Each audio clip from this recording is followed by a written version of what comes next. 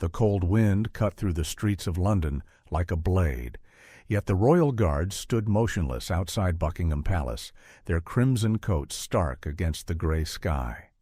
Among them stood William Carter, a man of unwavering discipline, his stoic face concealing years of dedication. For 10 years he had served with pride, knowing that his duty was more than tradition. It was an unbreakable code. But one day everything changed.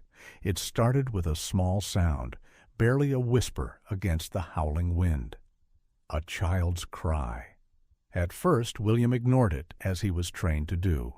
The Queen's Guard were to remain still, unshaken by tourists, distractions, or even personal discomfort. But the cry grew louder, more desperate.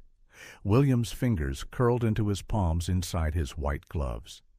Then he saw her. A little girl, no older than 6, stood outside the palace gates, her tiny hands gripping the iron bars. Her face was streaked with tears, her blonde hair tangled from the wind. The crowd around her barely noticed. Tourists were busy taking pictures, guards remained indifferent, and the world moved on. But William couldn't. Something inside him stirred. His orders were clear. Stand still, show no emotion, remain an unyielding pillar of duty. But then the girl sobbed, her voice breaking. "Please, someone help my mummy." William's heartbeat thundered in his chest. His training told him to stay put. His conscience told him otherwise. His eyes darted to his superior, who stood like a statue, indifferent and unmoving. He had a choice. For the first time in a decade, William moved. He stepped forward, his polished boots breaking the sacred rule of stillness. The crowd gasped. Camera shutters clicked in rapid succession. The Queen's Guard never broke formation, yet here he was, walking toward the girl. Kneeling down, he asked softly, "What happened to your mother?" The little girl hiccuped through her tears. "She fell. She won't wake up."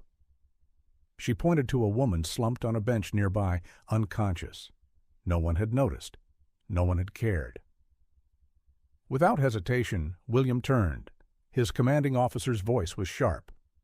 "Carter, stand down!"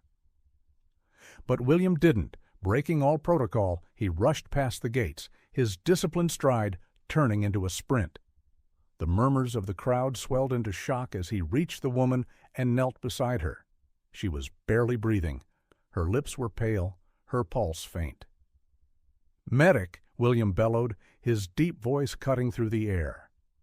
A palace medic rushed over, the tension thick as guards whispered amongst themselves. The woman was quickly examined, severe hypoglycemia. If William had ignored the girl's cries, her mother might not have survived. But William had broken the rules. As paramedics arrived, whisking the mother away to safety, William turned back to his post. His heart pounded, not from exertion, but from the weight of what he had done. His superior's face was tight with controlled anger. "Carter, inside. Now." The disciplinary hearing was swift. "You know what you did was unacceptable," the commanding officer said coldly, his piercing gaze never wavering. "The Queen's Guard does not move for distractions. You swore an oath." William sat rigid in his chair, his fists clenched. "I swore to serve with honor. Ignoring a dying woman isn't honor." Silence filled the room. The officers exchanged glances. His career hung in the balance. Then the verdict came. "Effective immediately, you are suspended from duty. The Crown does not condone insubordination." Stripped of his post, William walked out of the palace, his head high, though his heart felt heavy. The weight of duty and morality clashed within him. Had he done the right thing? Would history remember him as a disgraced soldier or a man who stood for something greater? He wouldn't have to wait long for an answer. The next morning, the newspapers exploded with headlines. "Royal Guard breaks 300-year-old rule to save a life." A true hero, the Guard who chose humanity over tradition. Suspended but revered. Should the Queen's Guard evolve? The public's response was overwhelming. Support poured in from around the world. Social media was flooded with praise for William's bravery. Parents called him an inspiration, soldiers debated the balance between duty and compassion, and millions demanded justice for the man who had simply done what was right.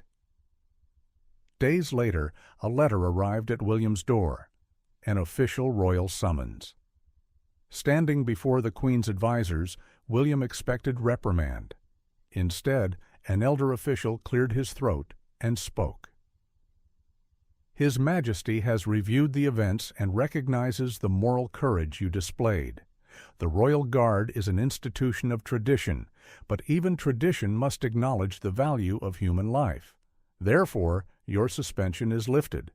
Furthermore, the official paused, eyes twinkling. His Majesty wishes to commend you personally. William's breath caught. When he was led into Buckingham Palace's Grand Hall, the Queen's presence filled the room. She studied him for a long moment before speaking. You have done what few men dare, William Carter. You upheld not only duty, but humanity. That is the kind of service that truly protects a nation. Tears burned at the back of his eyes, but he held his composure. From that day on, policy shifted within the Royal Guard. Protocols were adapted, allowing discretion in matters of life and death. And William Carter? He stood once more outside Buckingham Palace, a soldier not only of discipline, but of compassion. His stance was as firm as ever, but now, when a child passed by, eyes wide with admiration, he allowed himself the smallest of smiles. For he hadn't just guarded the gates of a palace, he had inspired a nation, and that, above all, was the highest honor.